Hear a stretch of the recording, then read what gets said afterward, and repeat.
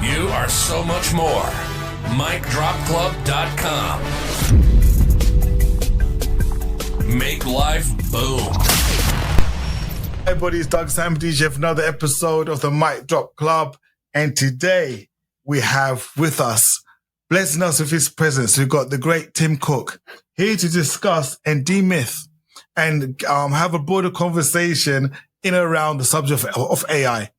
It's going to be open and expansive conversation. You know, AI has been talked about quite a lot in the news of late. And I should imagine for the days, weeks, even years to come, it's going to be what we're going to be tending to talk about and discuss. So Tim is now, I could say, a good friend of mine. He focused on building AI confidence for leaders, charities and schools, and so much more. So with no further ado, Tim, how you doing? And welcome to the Mic Drop Club. I'm great, Douglas. Thank you very much, and thanks for having me. We had such a great conversation the other week. I'm looking forward to repeating it for anyone else who feels like they want to listen. Absolutely. I think if you see the chattering that's taking place, the noise, as it were, there's a signal in that noise, and that is AI. What's happening? How can I leverage it? Is it a threat? It's a polarizing subject depending on where we are in our careers, age, skill set, and whatnot. So, yeah, what's your take on the overall view on AI right now in terms of what's your gut instinct in terms of how people reconciling it? Yeah, great question. I mean, it's on the one hand, AI is something that's been around for so long, right? It's been around for a long time. We all use AI in our day-to-day lives in some way, shape, or form. But obviously, kind of November 22 and everything that OpenAI did with ChatGPT has kind of given it this mass engagement around generative AI in particular. And that has just continued to build and build. And we've seen capabilities, really, really impressive AI capabilities, rolling out one after the other. And it's really hard to keep up with, even for those of us who are in the game. It is doubly, triply hard to keep up with for, people who aren't paid to watch this, happen on a day-to-day basis. And I think we really kind of see that playing out in a lot of the organizations that we work with.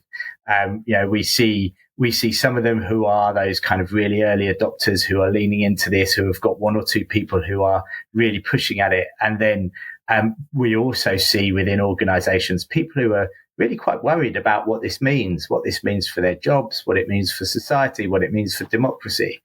And that's a pretty tough backdrop against which to do any tech adoption, right?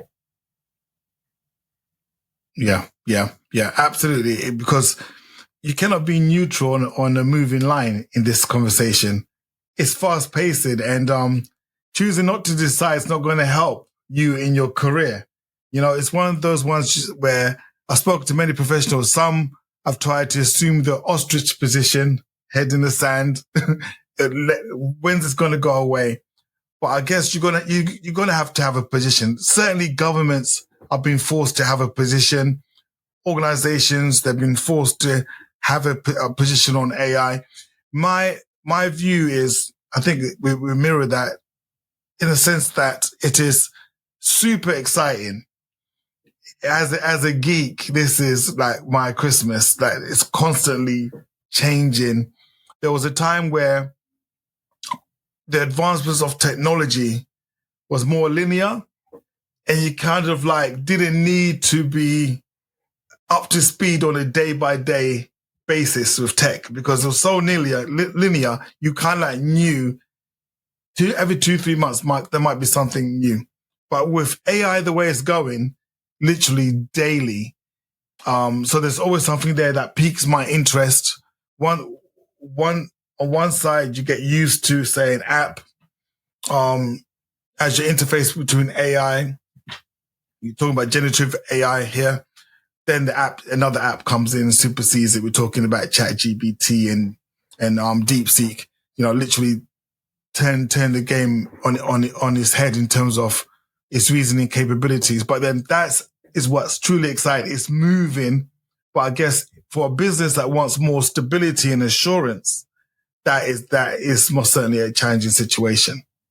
Yeah, absolutely. And that just the pace of new capabilities that are coming out is so hard for organizations to keep up with. And I often describe my role as the translator, if you like, between the pace at which all of this is moving and organizations who are just kind of struggling to keep up with that. And I think my challenge right now is the kind of capabilities are moving way quicker than I can bring the kind of organizations who we work with along with it. And I think actually, there's some things in here now that I'm starting to feel aren't actually helping in terms of the tech adoption, the AI adoption piece. I think certainly the large frontier models, as we call them, so the OpenAIs and the Googles and Anthropics and so on of this world, they've released so many models and so many capabilities with so many different names that actually for an organization looking at that, it just looks almost impenetrable. I can completely understand why, faced with that, you described the ostrich pose, right? I can completely understand why, when faced with that, organizations take that approach. But I think actually, firstly, there are AI capabilities that have been around for a long while that aren't generative, that do have that kind of decent level of assurance that you can get around them, and are pretty stable in terms of their capability. And certainly, when I was working in the government's Office for AI a few years ago, this was the kind of technology that we were very much looking at and focusing on driving the adoption of across the economy. And there are some really good standards out now to support the adoption of these kinds of technologies. I think the challenge is how things like those standards keep pace with generative AI technologies, which, as you rightly say, at the moment are that kind of little bit more unstable. So I think, for those organizations that are feeling like they want to retrench and want to go into that ostrich mode, I think there are a couple of things. Firstly is, there are a range of very proven AI technologies out there at the moment, which are having benefit for a number of different organizations across the piece. But also just putting generative AI capability in the hands of your people, first of all, and giving them the opportunity to experiment in their world, and making sure that you kind of align that with some great sharing and kind of transparency around how we use the technology is going to be really powerful. Yeah. You raised quite a few things there that are very important to play. I guess AI is one of those technologies that, when you, from an organizational perspective, normally a transformational piece of technology requires a permission to play from the top down. Mm-hmm. We're going to change the way you log into your systems. We're going to change your systems. We're going to want you to input data on this system, et cetera, et cetera. And so, the user doesn't have any leverage or a sense of control on any degree with that technology until it's adopted. AI is across the whole piece, because if an organization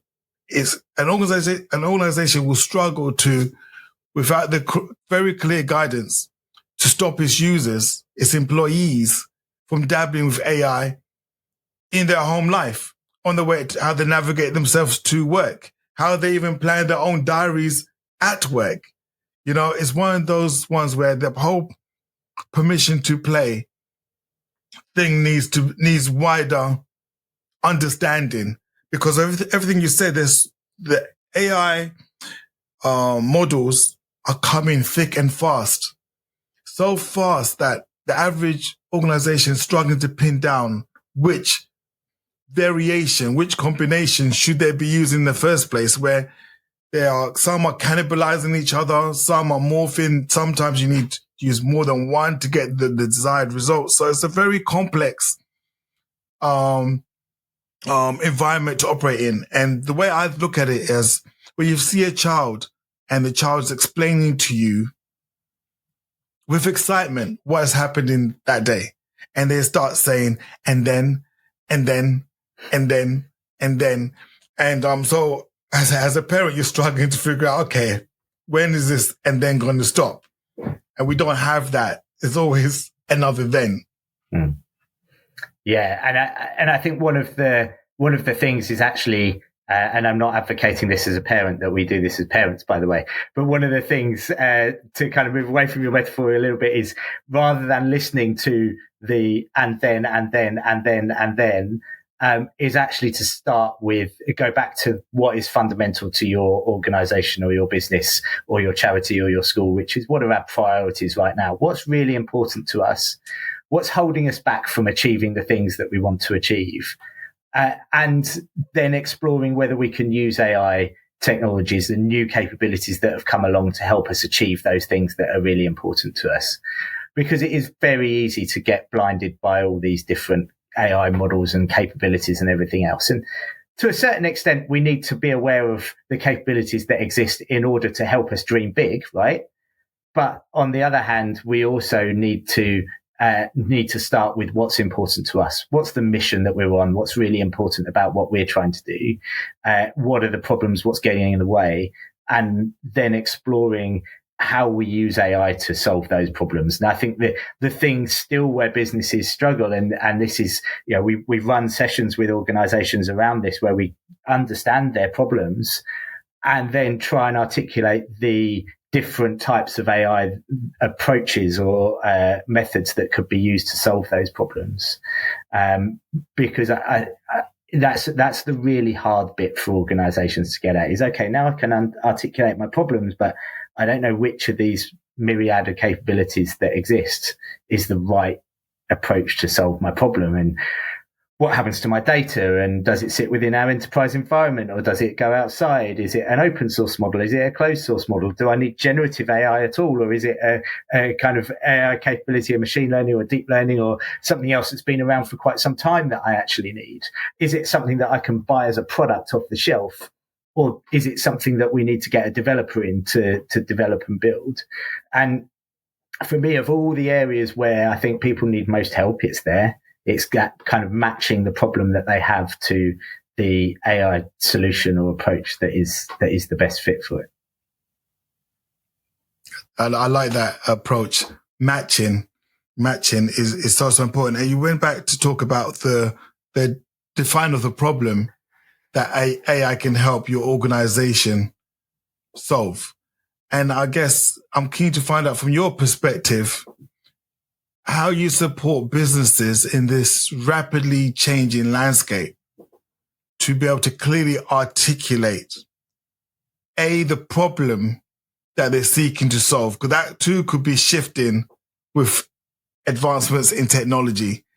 Is an organization from the top down singing from the same hymn sheet in terms of their core value proposition? And how do you go about helping them, reconcile that? Because I guess if you don't understand the problem, you then could put yourself into some serious financial challenges when you're not matching it with the right solution in terms of technology adoption to then, meet your core offering. Yeah, absolutely. I think there's both a top-down and a bottom-up approach to this, Douglas. And what we always say is let's start just with a leadership team conversation, explore what is changing in the world of AI, explore what's changing in the world around our organization. So looking outside of our organization for a bit and exploring whether AI is changing the way that our customers or our clients or the communities that we engage with, if you to put this in the context of a charity or a public service, how is AI changing that world around us? And therefore, does that change our mission? And that's the first step. And therefore, does that change the priorities that we want to achieve? So we've got the kind of top-down approach to this. I then, alongside, you mentioned earlier AI policy, it's important that we put the kind of guardrails in for organizations, but that's kind of reasonably straightforward.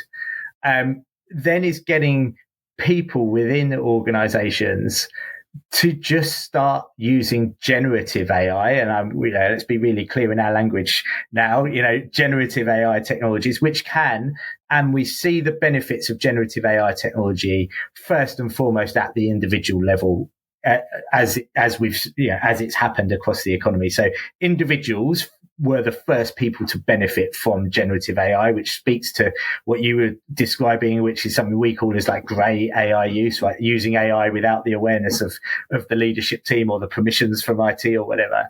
And we see this massive uptake in grey AI use. But if we capture that, and if we make that something that, in your words, is done with permission, right? If we give them permission to use, if we give our staff permission to use AI tools within certain boundaries, the use of generative AI tools can really help them solve millions of little problems. Whatever little problem you've got on that day, generative AI tool can help you solve it. And it really speeds up everybody's individual working if we give them the training and the kind of left and right of arc in terms of what they're allowed to do with the tools. And if we get that right, we get to a place where we've got both the kind of top-down strategic, this is where we need to go in a world of AI, but you also then get the bottom-up, oh, I'm using it for this. And actually, I've found that I consistently use generative AI tools for this particular piece of my workflow or whatever it might be. And one of the favorite questions I ask is, what would you love to train one of your colleagues to do? Because actually that's when we start to move from the getting the wins at an individual level to getting the wins at a team level or at an organization level. And we get the innovation happening bottom up and top down. And that for me is the kind of winning place to be. And then everybody can see where the capability is going and how it might solve some of the bigger problems that the organization has. Excellent. I totally agree. It's certainly you have to tackle this from different vantage points, different positions. Definitely, absolutely. And the fact that from the individual, from the human side, they're reaping the benefits before the organization has even had time to grasp the benefits of it.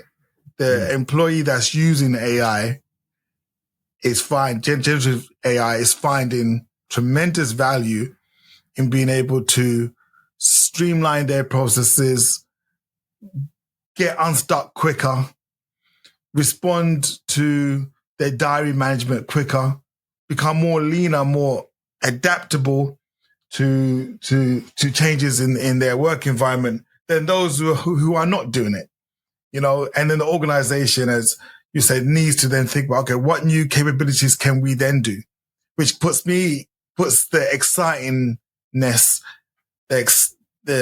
makes it become far more excitable for me when I look at digital transformation, because now we can enter a space where organizations can start to think about new markets, new products, new solutions to meet the needs of new types of customers. And you see that across local government. You see that in health, when people become more health conscious, health enabled, it straightway speaks to the health service and the care providers. Okay, what sort of skills do then you expect your nurses to have, your doctor to have, when the patient is coming with far more capabilities and understanding of their diagnosis, their condition, and what sort of therapeutic intervention they're required to live a prosperous life. So this is the space I really, really find exciting about AI. We're forced to think. Whereas the output we might think in is we're not doing any thinking. We're actually going to do a lot more thinking, but in the right areas. And there's a fundamental piece of thinking that leaders and organizations as a whole need to do, which touches on your point there, which is that what we're seeing is such a kind of disparity where you have a few people in an organization using a technology to do stuff really quickly and to move their work forward at quite a pace, and others not taking that opportunity yet. We see quite a kind of disparity in organizations, and I've already had conversations with leaders around, how do we do performance reviews in a world where some people have this abundance and others don't? But I think there's also a massive question for leaders about what more they want to do. and that can be particularly in public service or in charities, for example. The idea, or even in the schools that we work with, the idea that of doing more might kind of be a tough one to sell for a leader to a team that's already really stretched, right? But these technologies allow us to do more, and what we've got to do is work out what we want to do more of with our time. Are we going to try and do more of the thing that we have already done, always been doing? So if we are somebody who is writing bids for funding, does this mean we now do 20 bids instead of 2 bids in the same time, or whatever that might be? But also, instead, we could do more quality. So that more quality could be, we could still try and do 2 bids or try and do 2 things, but now we can use the AI tool to review and to look at the bids from different personas and perspectives, and actually get us an output that is better than what we were able to do just working alone, now that we can work kind of co-intelligently with AI tools. The third is, like, can we just do more of something different now? Does this technology allow us to, we're going to save time here, so we can spend more of our time either doing something much more kind of human, draws on our human qualities, whether that's kind of engaging with people, having the right different conversations, but that more could also be, or rather that's something else, could be going and, having time off, or it could be going and doing more professional development. And I've also worked with companies where they've said, if you want a 4-day week, we can bring some AI tools into the organization, and we can achieve the similar amount of output in 4 days instead of 5, and everybody still gets paid the same. The other one, which you just touched on, is the ability to reach more people. So these technologies can just help us to serve more people, serve them 24/7 instead of 9 to 5, all sorts of potential to reach different audiences. But as a leadership team, you've got to be really clear what we want more of, because if your message to your staff is we're going to achieve the same as we did before, then the obvious thing from that is redundancies. Because if you're saying to your staff, we're only going to try and achieve the same as we were last week and last year, then you're going to need less resource to do that with AI. And I think the visionary leadership is the leader who goes, this is how we want to use AI to achieve more as an organization. And with the resources that we have, we can actually now achieve this much instead of this much. Wow. It certainly lends itself for big thinking. You are so much more than what you can imagine you are, and AI gives us that platform to reimagine things. So I just wanted to see if we can take this from a geopolitical landscape, because I guess nothing exists in isolation. This sits within a framework, a wider, broader piece. What do you think the geopolitical landscape is? We've seen some tectonic shifts in government's approach to AI. Could you just talk us through some of these significant developments and what it means for us? Yeah, so I mean, the most eye-watering thing is the £500 billion investment that is being made over in the US. Most of that is private sector investment, but most of it is also very much focused at some of the infrastructure that AI needs, whether that's data center, whether it's chips or compute or whatever that might be. So real kind of doubling down on some of the infrastructure that is needed over in the US.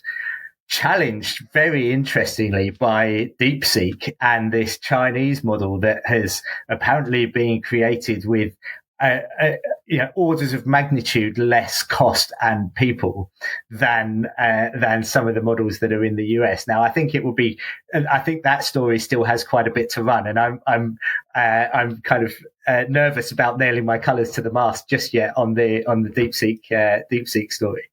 But meanwhile, the UK government announced its AI Opportunities Action Plan a couple of weeks ago. And in my view, they set out what is a really quite ambitious plan, and a very public services focused plan as well, which I think is much needed and is is one thing that may just help some of the challenges that the public services are finding nowadays. Which you don't need me to tell you, Douglas, how stretched some of them are. But I think the kind of the ambition with the UK plan is absolutely right. I think the challenge there is going to be taking people on the journey with us, and for all of the reasons that we've talked about through this podcast. A little bit of a sense from the plan, albeit it is quite thin and there's more detail to come. A little bit of a sense of we can just wave an AI magic wand over everything and it'll all be all right. I think the depth of thinking that is needed is going to be a lot more, and taking people on that journey with us, and particularly when it comes to the use of their data and everything else. Meanwhile, the EU, just this week, the EU's AI Act, a number of the provisions in that act came into force this week. So really important if you do business in the EU. There are provisions around AI literacy, for example, that you have to adhere to, and various other provisions that came into force this week under the EU's AI Act. And I think what we have is kind of two very different approaches to AI regulation. The EU have gone all in on their AI Act. It's very a lot of what we call horizontal AI regulation, so regulating for the technology, not just where it's used. The US, one of the things that Trump did after coming in was repeal one of Biden's executive orders on AI safety. So a real kind of walking backwards on AI regulation in the US, which I think leaves an interesting space for the UK to be the place to come and do responsible AI adoption, where we put more focus on safe AI safety and responsible AI use than we're seeing in the US, but that we do in a less regulatory kind of involved way as the EU. I think potentially makes the UK quite an attractive place to come and do AI. And I think that window has just got a little bit wider with Trump coming in, and with the kind of EU AI Act hitting the road right now. There is, of course, a very different regulatory approach again in China, and we have kind of 4 regulatory experiments going on, if you like, in the world, in kind of China, in the EU, in the UK, and the US, and it will be interesting to see how they play out. No, absolutely, I totally agree. These 4 different centers for regulation is where the AI race is going to be won or lost. That's my gut instinct. I sincerely believe we're in that Sputnik moment. Who's going to be first one, to cross the cosmos? Who's the first one to do it? Certainly, if you take a look at China, a communist country, and the fact that, as you rightfully said, they got DeepSeek out at a minutia of the published costs. We're talking about eye-watering amounts here when we're talking about the US equivalent, what they're looking to invest, talking about billions. 500 billion is what the US wants to invest into the AI. So it's not cheap, but they're doing it at a fraction of the cost in an environment that's communist run. Then you got Europe that has not produced any tech billionaires at all, heavily regulated. And I totally second what you're saying in terms of the UK. I think its saving grace for Brexit is tariffs might not hit the UK. And we're in a position to leverage our expertise in the technology space to be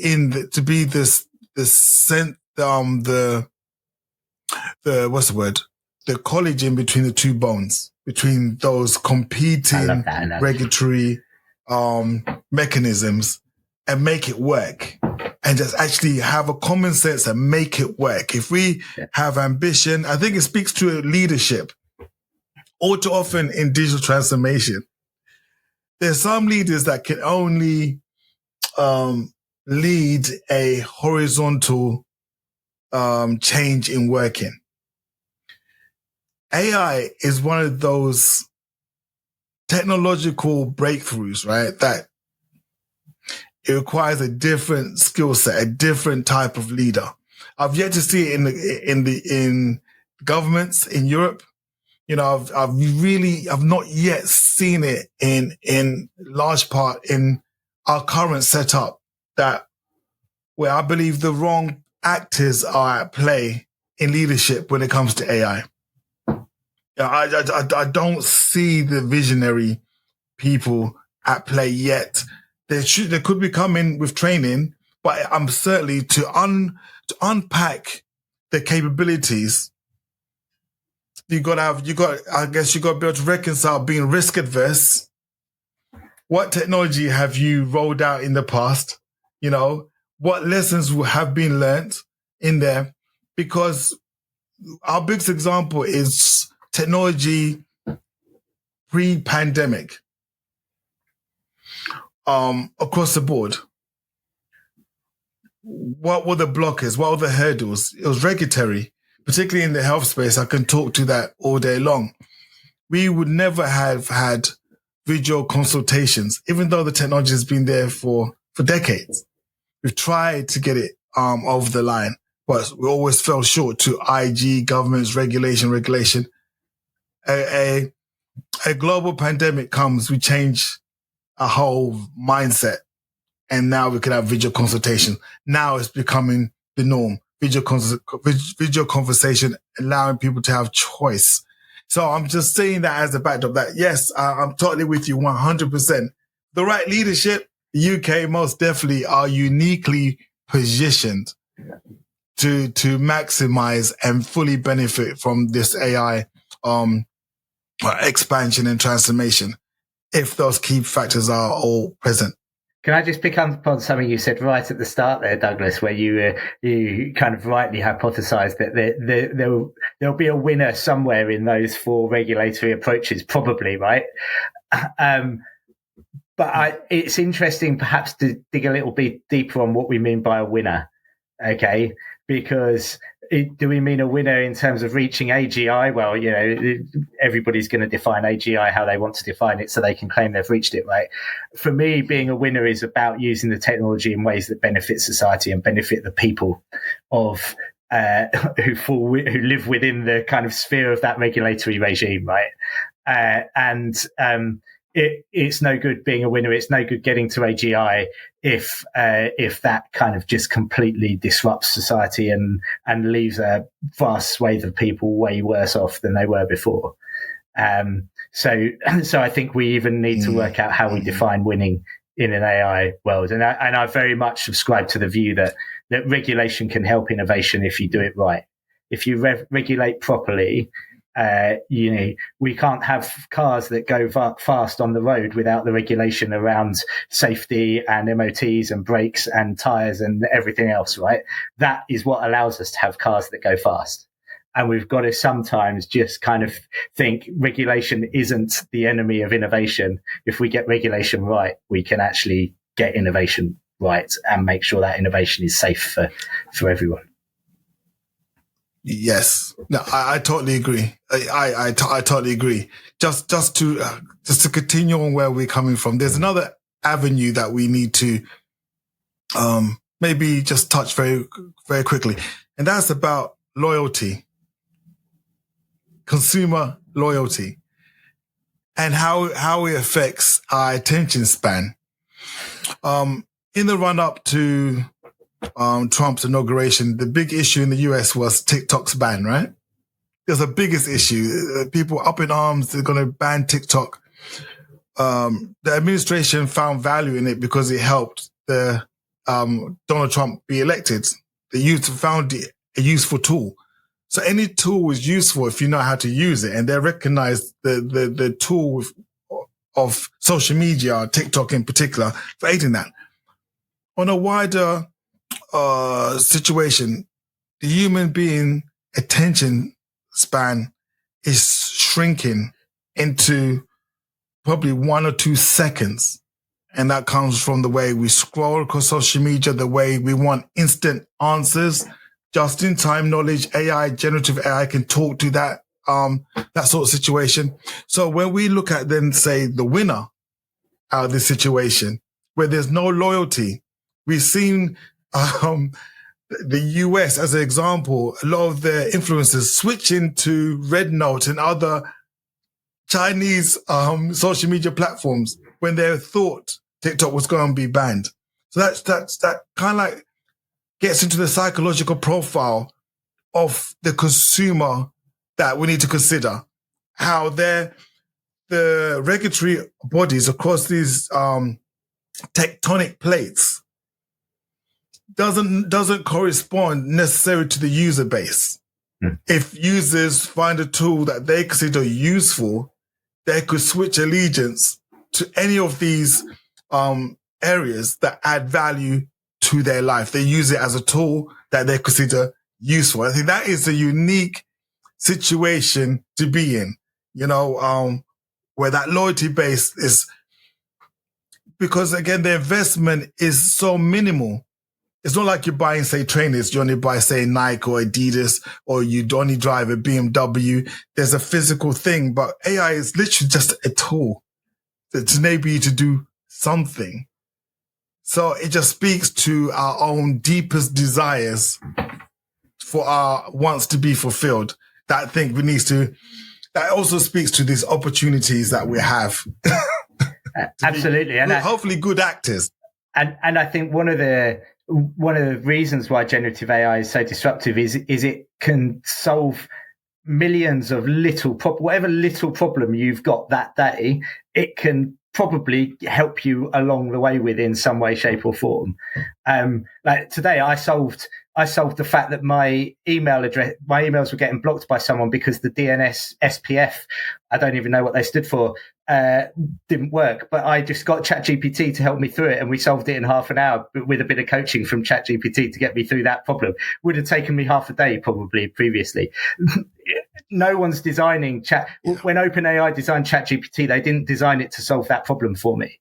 And this is kind of both the beauty and the challenge with these tools is they are there able to solve millions of little problems, which makes it really hard to sell to someone, use this tool because it will do X for you, when actually their X is very different to your X, right? And that then comes back to your point around kind of attention and how much people kind of stay connected to these. And I think some of the kind of open AIs of and Googles and others of this world have got to kind of balance that off and remember that for most people, being given the option of 40 mini or 40 mini 30 mini canvas, yada yada yada, to choose from before they even start typing in an AI tool. For self-confessed geeks like yourself, Douglas, might be brilliant, but for many people that is so off-putting. And we've got to kind of remember that that attention span that you talked about will get lost if we don't make these tools that easy and we find the balance. Yeah. And that's being played out right now.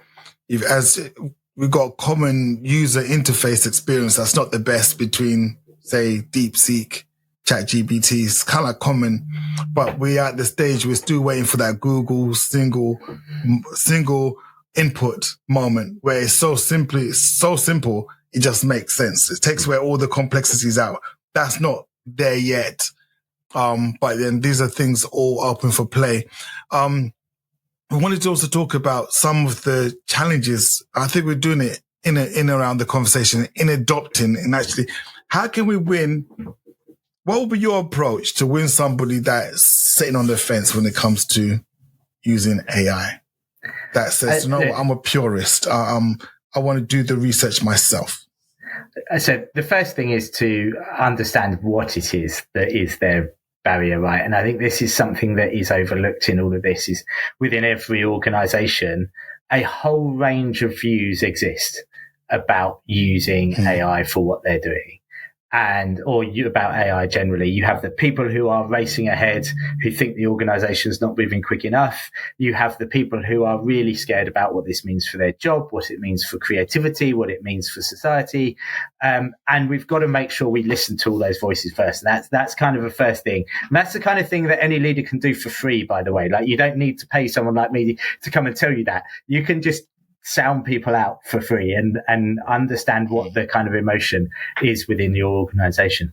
It feels like cheating is something that I hear quite often.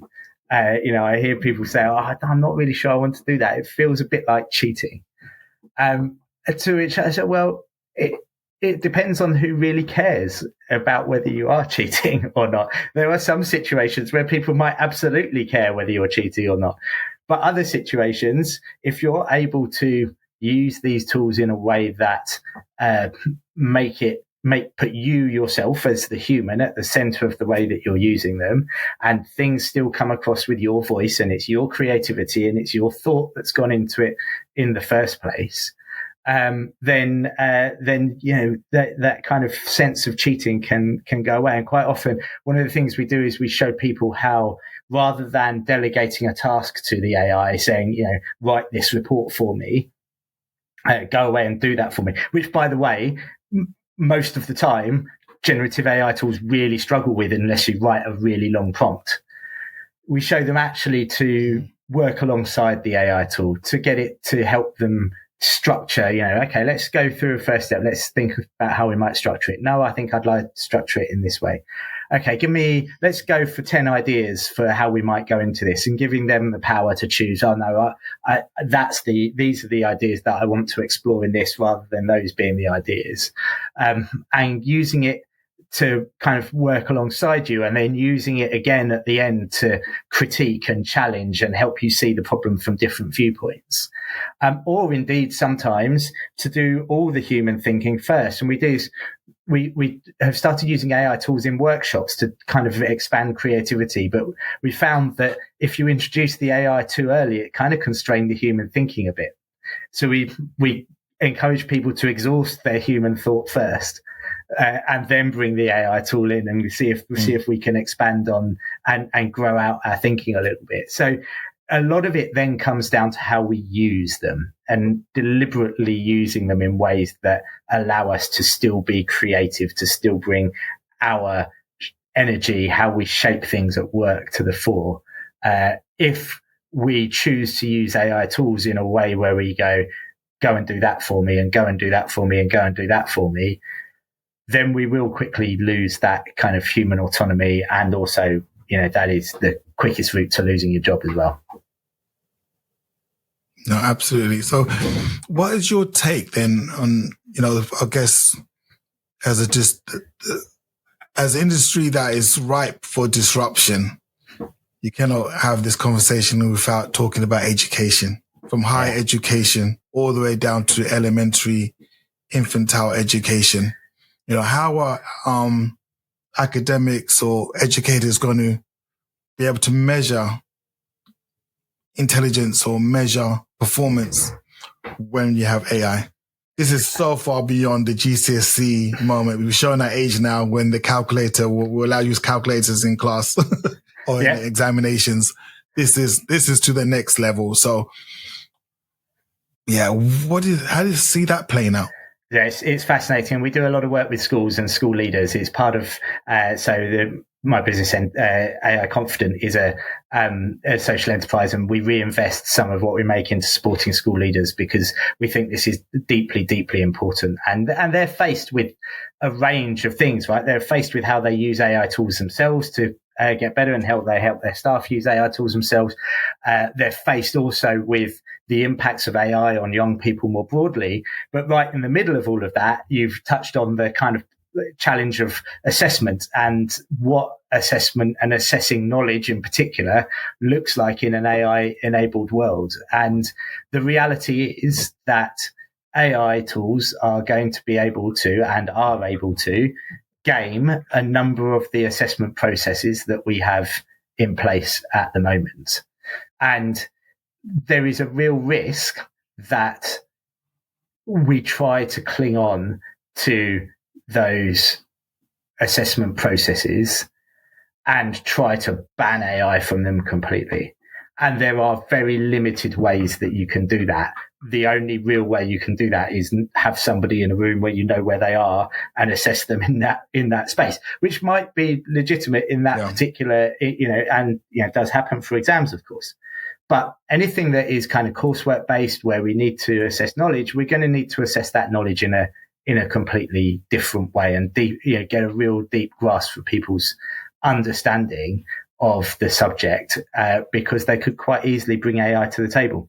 And we run the risk, of course, of then getting into some world where we start using AI detectors and people are building AI tools to detect whether people have used AI, around which there's a body of evidence that suggests that they are, for a number of reasons, in many cases, or can be not that effective. But even if they were, you then get people building AI tools to defeat the detectors that you can put your homework through before you use the detector. And we end up in this kind of arms race, right, which is a massive waste of resources and energy of everybody involved, when we could instead have been asking the question, how do we assess people differently in this AI age? And I think we've got to think about all the different layers of things that we've talked about, right? One of them is, your point about attention spans, and are we giving the deep thought to things? We're going to need to actively create spaces for deep thought. We're going to need to actively create struggle, because these tools can so easily remove struggle, remove friction, remove the kind of space for deep thought, which is exactly where the learning happens, right? We learn in that space. Yeah. We learn when we have to work hard at something. We learn when we have to think deeply about it. And we some real deep thought about how we use these tools in the right way in education, but also make clear when it's not the right time to use them. And that needs to come not just from educators, but also from young people and from parents as well, in understanding that whole conversation around, is it right for me to use AI? Actually, do I need to go through the struggle right now to make sure that I learn this? Because I'm not going to be sat alongside an AI when I'm being assessed in my, in the exam hall in my GCSEs or A levels or whatever. So it's a real knotty challenge. I think my kind of challenge is review the assessment. What is it you're assessing for, and can it be gamed? Yeah, no, I totally agree. It just blew my mind as you're talking about this subject. It's far bigger than what the resources that we're throwing at it, I believe. The teacher that says to the class, if you've got any questions, don't be scared. Put up your hand. Raise your hand if you've got a question. All questions are valid. All questions are equal and all that kind of stuff. I think that needs to be debunked with AI. As to your point about how we measure performance, thinking, deep thinking, the quality of our thoughts, no two questions are equal. So maybe it's a question of being able to measure the quality of the question. That is the interesting side of things. What questions are you asking that lead to answers that are of value within your specific field of expertise? I love that. Because that's what you'd be doing when you're prompting, literally, right? You'd be setting up your prompt based around question set. And I see this shaping up in terms of new subjects as well that need to be expanded, like the meta skills. There's skills that what AI cannot do. So there's a human component to everything. And there's an argument to be said that we have dehumanized the human through the way that we've structured our education already anyway. And there's a reining back that could occur if we focus on meta skills. Like, how can we measure your ability to be a critical thinker yourself? How can you be an inspirational person, being able to think about something and build it? The quality of our aspiration, the quality of our dreams can also be something that we can be now thinking about. Oh, maybe this is something, ethical reasoning, and it goes from the menial to the real deep society issues, like when it comes to ethical reasoning.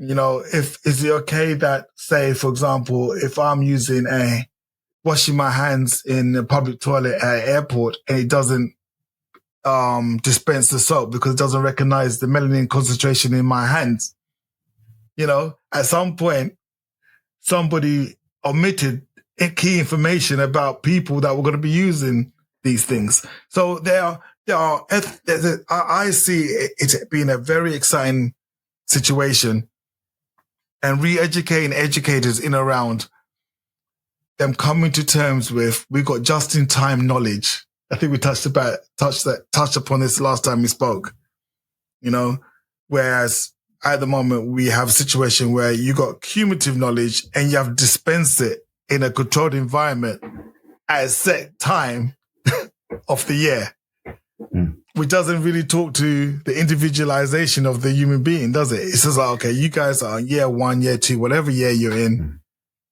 bulk, you shall be real-time knowledge. And I think the way society is moving so fast, questions need to be asked about how valuable is that moving forward when our attention span and we want things now, we want the answers now. And to your point of like some society issues we need to think about on a deeper level and show that we've actually reflected on things before we can actually move forward. So I see this as somewhere exciting. We just take a look at that, and whoever cracks that, oh my God, yeah.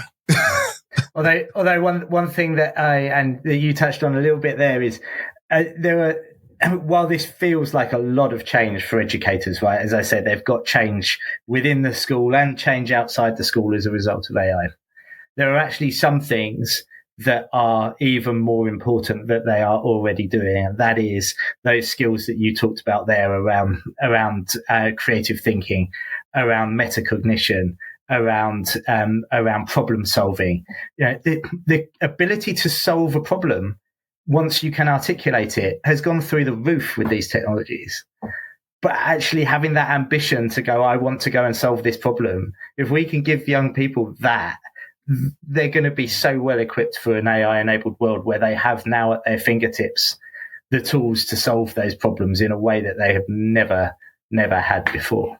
I think the other one that I do kind of find shocks teachers a little bit is around team building and team working skills, because yes, we're going to need all of those skills to do the great human stuff working alongside other humans, but most of the children in education now, there's a reasonable chance when they reach leadership roles that they'll be leading teams of AIs and humans.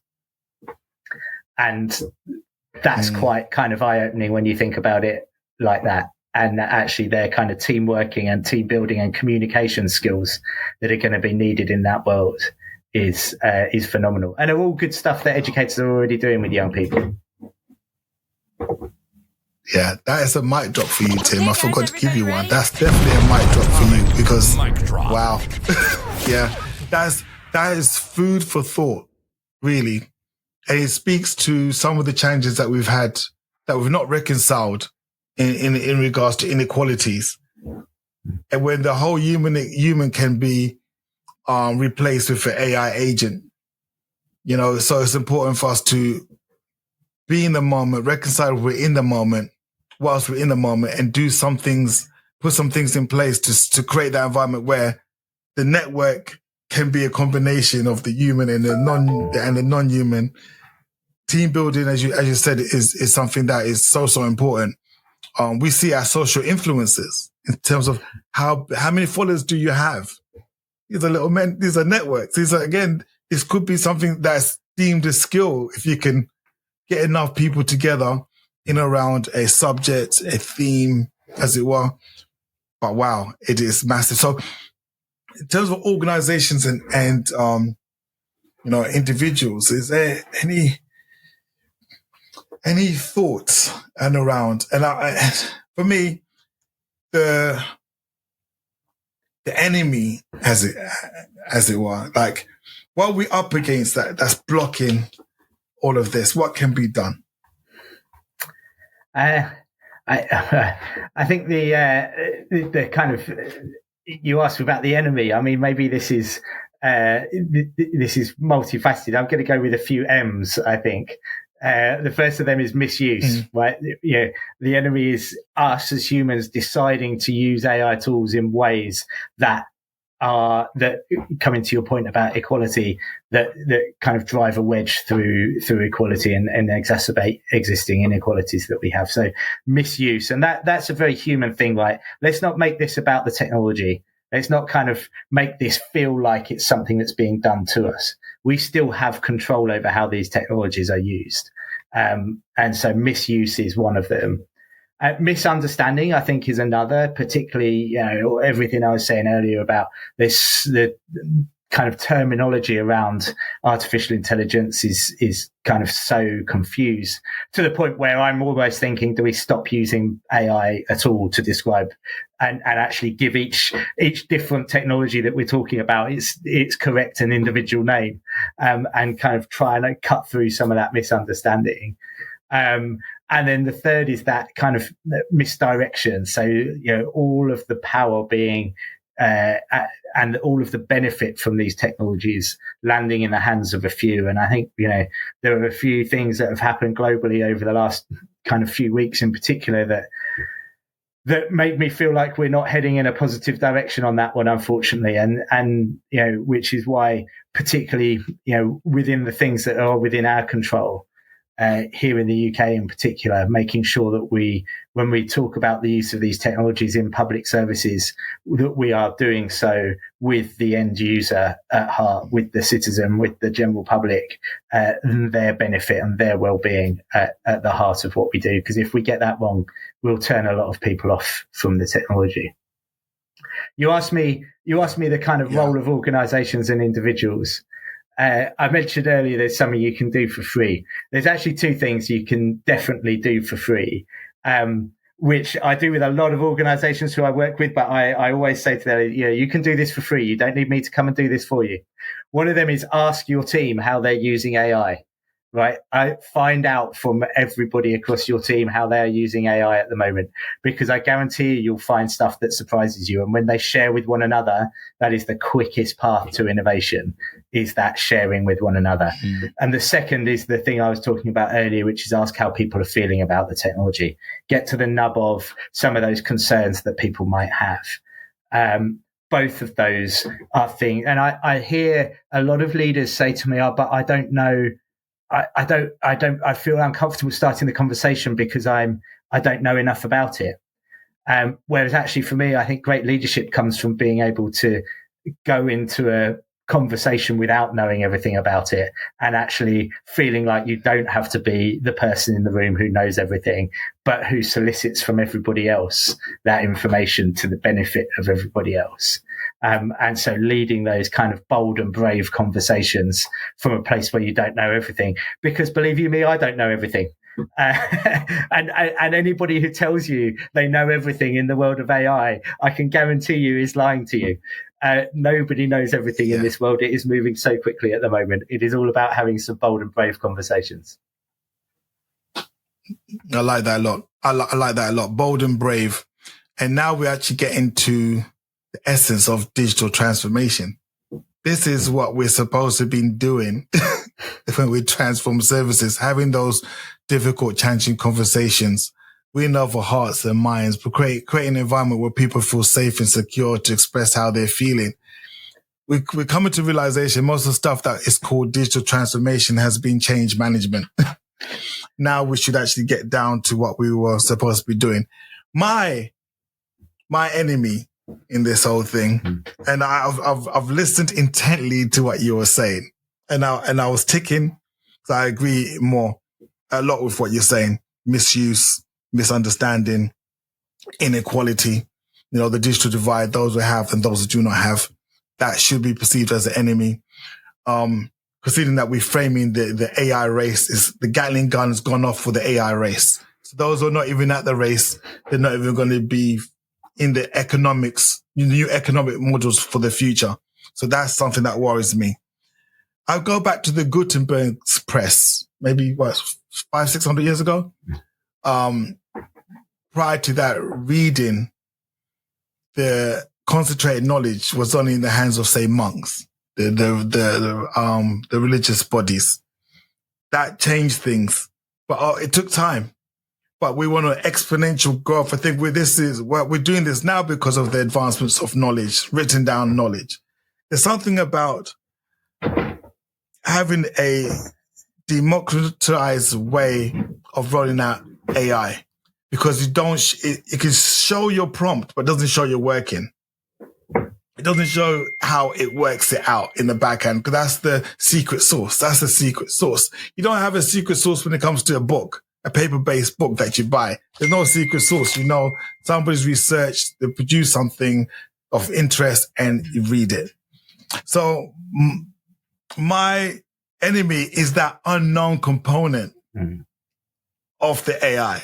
You know, it's like the code, the underlying code, the inability to surface the underlying code for the benefit of humanity. Because even if you were to find a cure for a rare disease with the AI, you don't have to share the actual code that builds it. You just show this is how it works. This is the solution for your boots. So that to me is that unknown component to me is the enemy.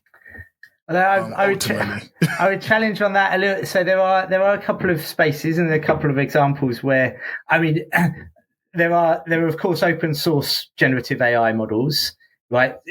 Of which there are varying ranges of actual open sourceness.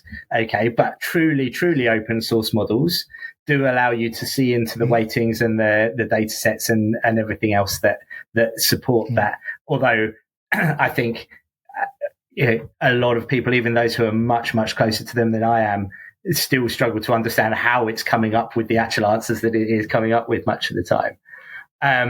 There are the kind of odd example of the kind of sharing of this for the greater good. So if you look at what DeepMind did with AlphaFold, the protein folding, the AI that's solving protein folding. Now, this is an example at the other end of the spectrum from generative AI, where generative AI is solving millions of little problems for people. This is at the kind of solving one problem, but one really huge, impactful problem.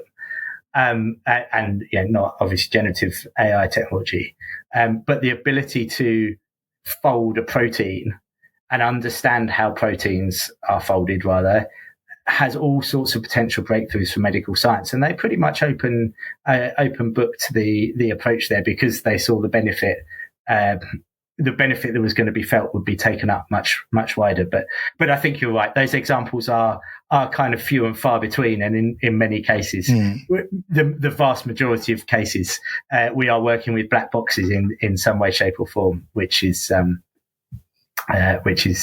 tough. The black box is the enemy. There you go. That's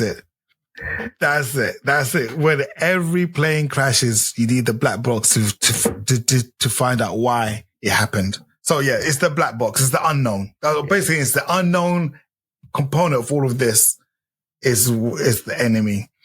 So any final calls to action, for any organization or any individual, what can they start doing today to prepare themselves for AI? So if you're an individual, just go and experiment. Understand what you can and can't put into it in terms of data and data sensitivity and everything else. Just go and try it. And the kind of way that we always start our training when we do training with organizations is bring your to-do list and solve a problem that you actually have today. Just bring your to-do list along and see if you can break it with AI technology. And I guarantee you'll make headway on it. Don't try and kind of sit in front of an AI tool going, I don't know what I'm going to do with it now.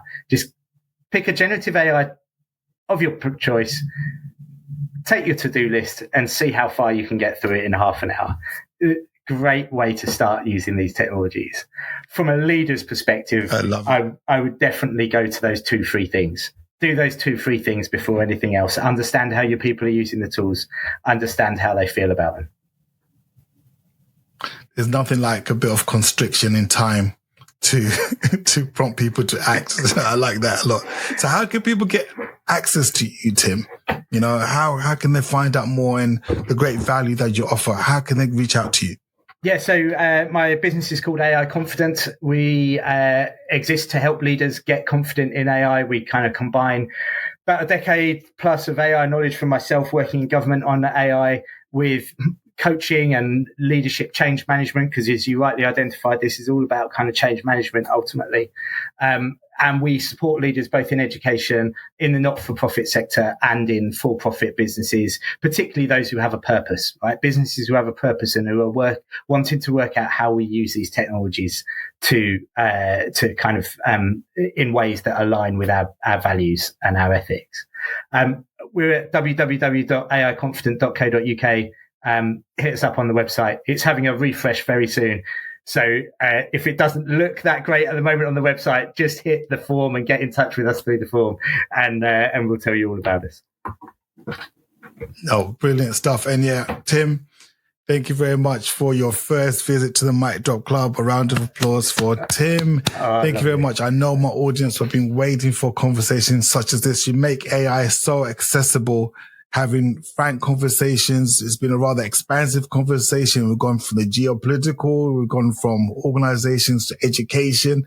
We've gone around the houses on this conversation, and I'm sure there's going to be a lot of questions. So I'll be able to reach out to you, and hopefully you can come back and we can continue the conversation as some sort of series, because I can see a lot of value in that, to take people on that journey and walk the walk with them.